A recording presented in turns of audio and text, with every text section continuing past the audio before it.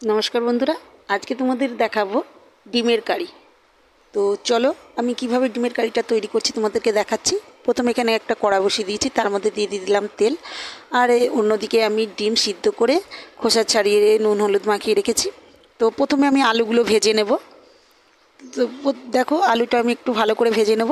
তো আমি যেভাবে ডিমের কারিটা করব আর যেই মশলাটা দেব, এতে ডিমের কারির স্বাদটা অনেকই সুন্দর হবে। বন্ধুরা ভিডিওটা পুরো দেখবে, পুরো দেখার অনুরোধ রইল। তো চলো, তো এখানে আমি দিয়ে দিলাম লবণ আর হলুদ দিয়ে আলুটা একটু ভেজে নেব। তো একটু ঢাকা দিয়ে দেবো যাতে আলুটা নরম হয়ে যায়। তো দেখো আমার আলুটা ভাজা হয়ে গেছে, আলুগুলো আমি তুলে নিলাম। এরপর এই তেলেই আমি খোসা ছাড়িয়ে রাখা নুন হলুদ মাখিয়ে রাখা ডিমটা দিয়ে দিলাম, দিয়ে আমি আবারও ভেজে নেব ডিমটা। তো দেখো আমার ডিমটাও ভাজা হয়ে গেছে। এবার এই তেলে আমি ফোড়নে দিয়ে দেব একটু সাদা জিরে, আর দিয়ে দেবো একটা তেজপাতা, আর দেব একটা শুকনো লঙ্কা আর দুটো ছোট এলাচ দিয়ে আমি এখানে ফোড়নে দেব। এরপরে আমি একটা পেঁয়াজ বেটে রেখেছি, তো এখানে একটা মাঝারি সাইজের পেঁয়াজ আমি মিহি করে বেটে রেখেছি। তো ওই পেঁয়াজটা আমি দিয়ে দিলাম, আর দিয়ে দিলাম রসুন বাটা। আবারও আমি একটু নেড়ে দিলাম।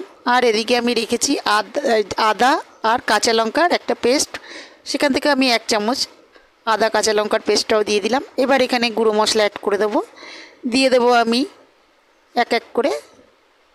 তো চলো দিয়ে দিলাম হলুদ গুঁড়ো, এরপরে দিয়ে দিলাম ধনের গুঁড়ো 1 চামচ মতন, ছোটো চামচের 1 চামচ। আর এখানে দিয়ে দিলাম 1 চামচ জিরের গুঁড়ো, আর দিয়ে দিলাম লঙ্কাটা যে যেরকম ঝাল পছন্দ করো সেরকমই দেবে। তো এরপরে আমি আবারও একটুখানি জল দিয়ে মশলাটা কষিয়ে নেব। যেহেতু গুঁড়ো মশলাটা দিয়েছি, মশলাটা যাতে কড়ার গায়ে লেগে না যায় তার জন্য একটুখানি জল দিয়ে দিলাম, আর ওপর দিয়ে দিলাম স্বাদ মতন লবণ। এরপরে যে আমি আলু ভেজে রেখেছি আলু দিয়ে দিলাম, আর আমি এখানে একটু ক্যাপসিকাম কেটে দিয়েছি। এতে করে এই ডিমের তরকারিতে খুব সুন্দর একটা গন্ধ আসবে ক্যাপসিকামটা দেওয়াতে। তো আর এখানে দিয়ে দিলাম মানে 4 চামচের মতন ফ্যাটানো টক দই। তো টক দইটা যখন দিলাম আমি আঁচটা একটু কম করে নিয়েছি। তো এরপরে আমি ভালো করে নেড়ে নিচ্ছি। এরপরে মশলাটা আমি আবারও একটু ঢেকে দেবো যাতে আলুটা আমার সেদ্ধ হয়ে যায়।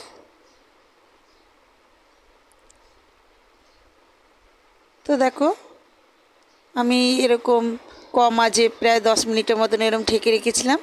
তো এবার দেখো আমার মশলার দিকে একদম তেল ছেড়ে গেছে, আমার মশলাটা কষানো হয়ে গেছে। আমি আবারও একটু ভালো করে নেড়ে চেড়ে দিলাম। এরপরে আমি এর মধ্যে দিয়ে দিলাম জল। তো এটাও অপশান, তোমরা যে যেরকম যতটা ঝোল পছন্দ করো ততটাই জল দেবে। তো আমি এটা ফ্রাইড রাইস দিয়ে খাওয়ার জন্য তৈরি করছি, তো আমি এখানে কমই জল ব্যবহার করলাম, আর দিয়ে দিলাম এখানে ডিম। তো এটা আমি এখন ফুটতে দেব। এরপরে আমি এর মধ্যে দিয়ে দেব বিরিয়ানি মশলা। আমি যে মশলাটার কথা বলেছিলাম সেটা হলো বিরিয়ানি মশলা। তো দেখো আমি এখানে বিরিয়ানি মশলা দিয়ে দিলাম, আর দেব এখানে একটু কেওড়া জল। এতে করে ডিমের যে কারিটা করছি মানে ঝোলটার গন্ধটা খুবই ভালো আসবে। আর যেহেতু ফ্রাইড রাইস দিয়ে খাবো তো খুব ভালোই লাগবে। এইভাবে একবার তোমরা অবশ্যই করে খেয়ে দেখবে বন্ধুরা।